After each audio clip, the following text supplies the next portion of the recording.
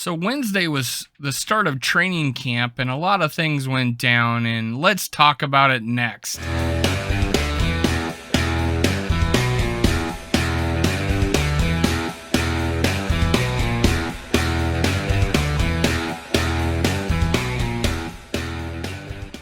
Hello, this is Minnesota Sports Talk. I'm your host, Dave. You can follow me on Twitter, TikTok, and Facebook at SkullWorld. Make sure you hit subscribe, like, and leave a comment below to enter my contest. The rules are in the description below. If you leave a comment, they'll enter you in the contest, and I'm giving up to $100 on game day against the Packers. Right now, we're getting close to 50, and that'll be in the form of like a gift card on a outlet of your site. Hopefully you choose Vikings gear, Skull Vikings. Now, hey, let's talk about camp yesterday.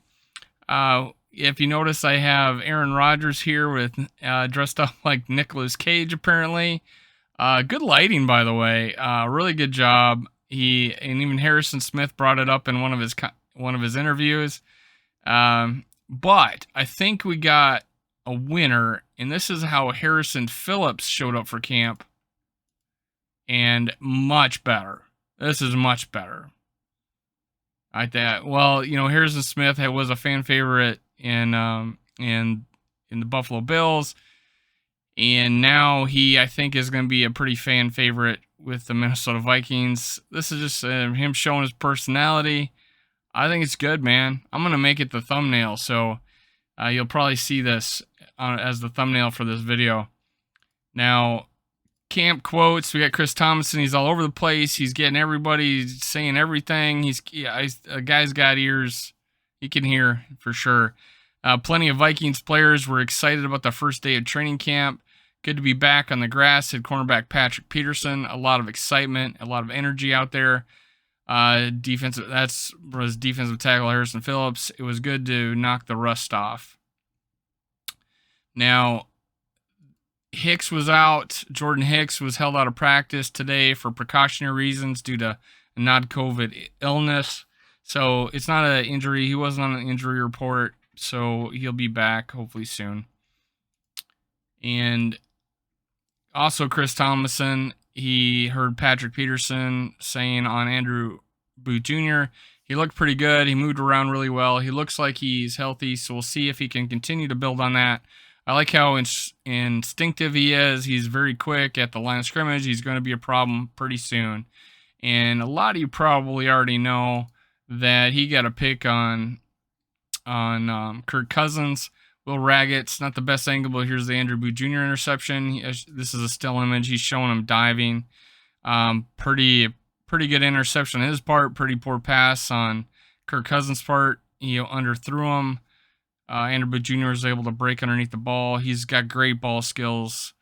If you go look at the video I did, it was copyright violation. However, there's still video on it showing how good Andrew Booth Jr. is, with his ball skills. So a lot of good things there. We know Kirk Cousins can make adjustments. He's not a guy to throw a lot of picks. This was Andrew Booth Jr. covering JJ. And was able to take advantage of it. So, we have a not so deep tight end position group, and it was good to hear the following: Will Raggett's Johnny Mundt with a great leaping contested catch up the seam against Lewis Cine. That's your tight end 2 right there. Chris Thomason, Vikings tight end, Johnny Mundt with nice grab from Kirk Cousins over Harrison Smith.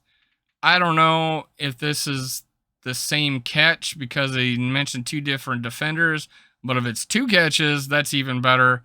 Johnny Mundt, I got to go revisit it. He's got a video of him getting like a 35-yard catch when he was with the Rams. We brought him over here for a reason. KOC probably saw something in him.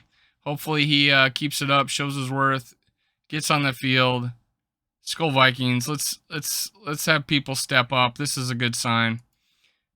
There were Chris Thomason reporting on who was taking the snaps.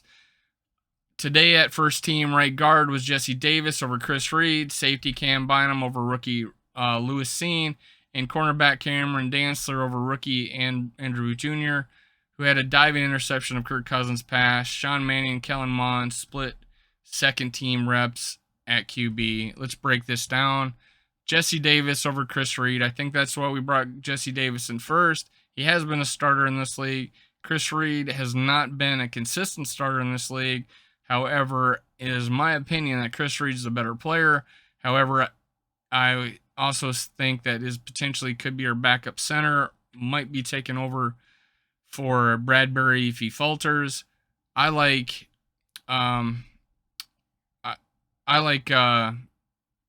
Nick Ingram as our right guard. Eventually, that Chris Reed can move to center, but who knows? Maybe it's a good sign of Jesse Davis. Just makes his team. He's a big dude. He's played guard in the past. He's played left tackle in the past. I think right tackle for Miami. Let's hope it just makes our line even deeper. Let's hope both these guys work out. Now, Cam Bynum over Lewis Seen. It would make sense. Cam Bynum was a good player last year for us. He stepped up when Woods was out. Lewis Seen, he'll eventually take over that job. At least we hope he does. We hope he's that good. And next was Cam Dantzler over rookie Andrew Booth Jr.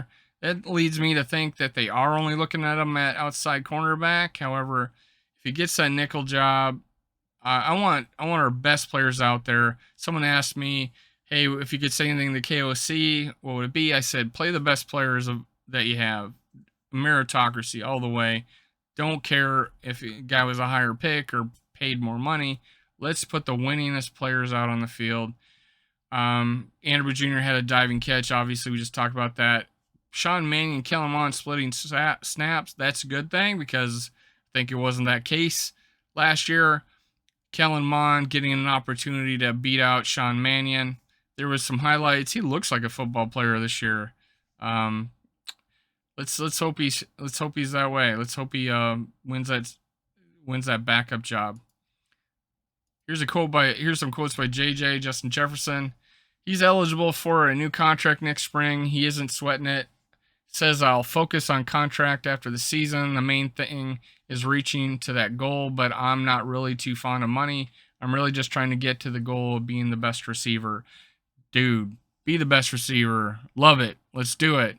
I don't think he's completely telling the truth that he doesn't care about money. I think his agent, the NFLPA, care about him making money. His family cares about him making money. He's gonna.